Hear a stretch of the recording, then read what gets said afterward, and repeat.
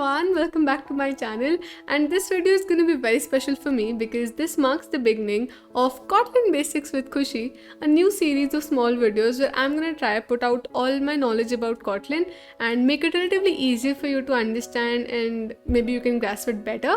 We're going to be talking about a lot of topics ranging from Kotlin Basics, and one important aspect over here would be that I firmly believe in hands-on learning, and so we'll be doing it that way. We'll be doing a lot of coding, we'll be making a lot of programs, and we'll switch to theory as well if that would be possible. But yeah, I'm really excited, and enough of me talking now. Let's get started with this one. Let's talk a little bit about Kotlin first. So it's a modern programming language and it's absolutely safe and concise to use. It's well known for its work with Android and it's actually recommended by Google for building Android apps.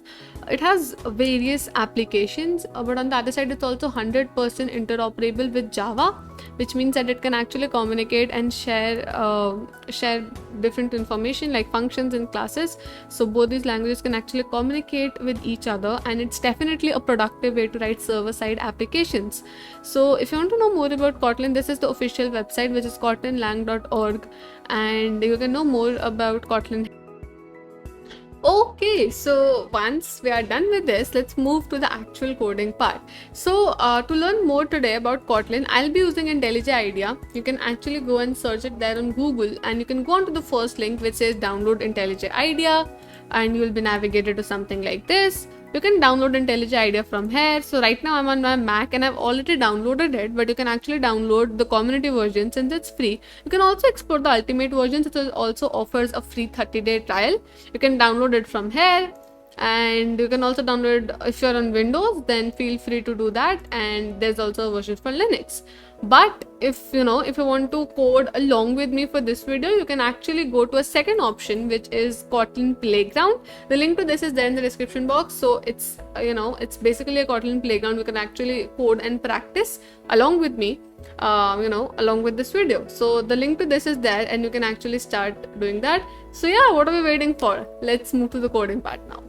Okay, so right now I'm on my IntelliJ IDEA and I'm going to create a new Kotlin project. So I'm going to go to new project, and amongst the options I've already selected Kotlin here, and I'm going to title it as Kotlin Basics. We'll need a console application, so just select on that, and we'll have to select a JDK. So make sure you have a JDK. If you don't have, probably if you would be using Java, then you would have it installed. If you don't have it installed, you can download JDK from here. I'm going to use this JDK. I'm going to go to next. This seems fine. Right now we just saw how to create a project. I've already opened up a project which I created earlier, which is named Kotlin with Khushi, and I've created a Kotlin basics.kt file. Now whenever we'll encounter a file which is named with an extension .kt, we'll immediately recognize that that's a Kotlin file because .kt is an extension which is used for a Kotlin file. Now when we enter this program, we can see there's one main thing which is said fun main and something about arguments. So we do not have to worry about this now. We just have to worry about one thing, that for every Kotlin program, this main function is the entry point of it, and this is required. So for every Kotlin program to execute successfully, we do need a main function, and it is one of the necessity. Now let's get started. Let's move with the first activity, which is print your name and a fun fact about yourself. Now in Kotlin, we've got two functions to print anything. One is println. So I'm just going to print out my name here. And the other thing is print function.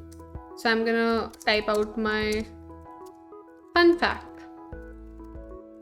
Oh, also in Kotlin, we do not need semicolons. So using semicolons is actually optional. So it's okay if you've got the usual habit of using semicolons.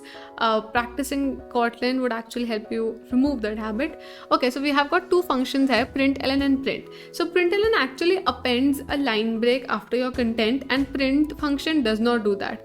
So this function will only just print all the content which is being written enclosed in the quotation marks, whereas println, it will actually print all of this. So it will perform what print does, but on the other aspect, it will also add a line break. It might seem confusing a little bit, so let's run this and let's see what I'm talking about.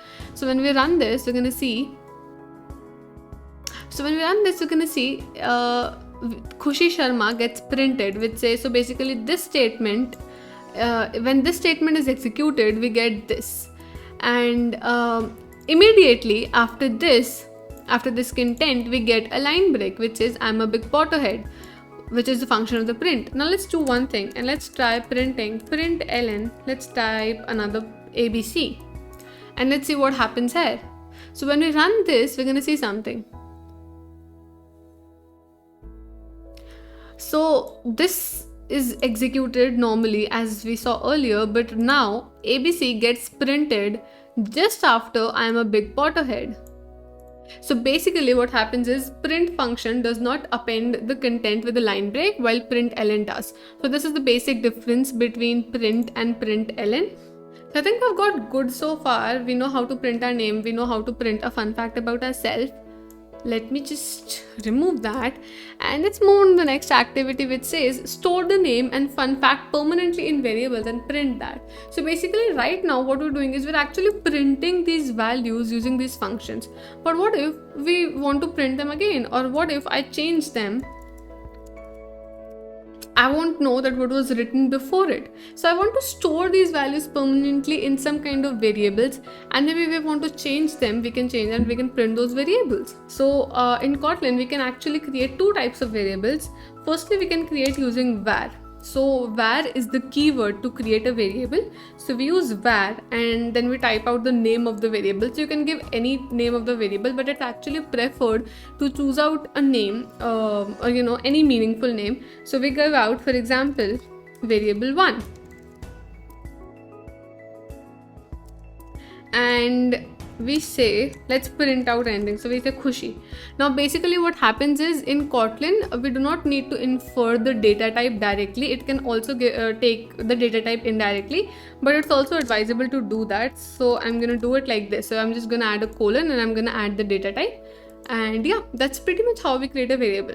So we're gonna use val. So the next other keyword that we use to create a variable is val or val. And let's create another variable. And let's say I am a Potterhead. Okay, awesome. So I think I've done that. Let's actually print these. So whenever we want to print a variable, what we do is we do the same. We give our quotation marks, but we have to add a $sign before the variable. So we say var1. Now this way the variable will be printed. Let's add a space in between the variables, and we're gonna add var2. Okay, but before running this, we should also comment this out. So let's remove this for now, and let's run this and let's see what happens. Awesome. So basically what we stored in variable 1, which was Khushi, it gets printed. We added a space, it's there, and we said I am a Potterhead. So it gets printed quite good. But then what is the difference between variable 1 and variable 2, or var and val? Let's see. So what if now I want to change the value of my variable? So I say var1, it's not my full name. So let's add my full name, and let's add another fun fact about me. Let's say I am a dog lover. Oops, we're getting a warning. Let's hover over the warning and let's see what it is. It says change to var. That's exactly the point what I was getting into. So basically we use var whenever we know that this variable or the value of this variable is not fixed. We can actually reassign the value of a variable which is initialized using var. Whereas we use val to initialize a variable normally whenever we have some kind of constant value or we know that this value is going to be fixed. So we cannot change the value of a variable which is initialized with val, but we can using var. So we can't do that, but we can do this. Now let's try and run it and the value will be changed. And we can see it says Khushi Sharma, I'm a Potterhead. So that's the main difference between a var and a val. So I think we're pretty good with this.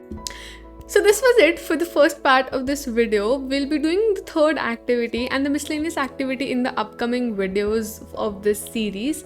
I hope you liked it and I hope you learned something out of it. If you did, do make sure that you give it a big fat thumbs up and also share it across your friends and share it across your community who you think would be benefited from this video.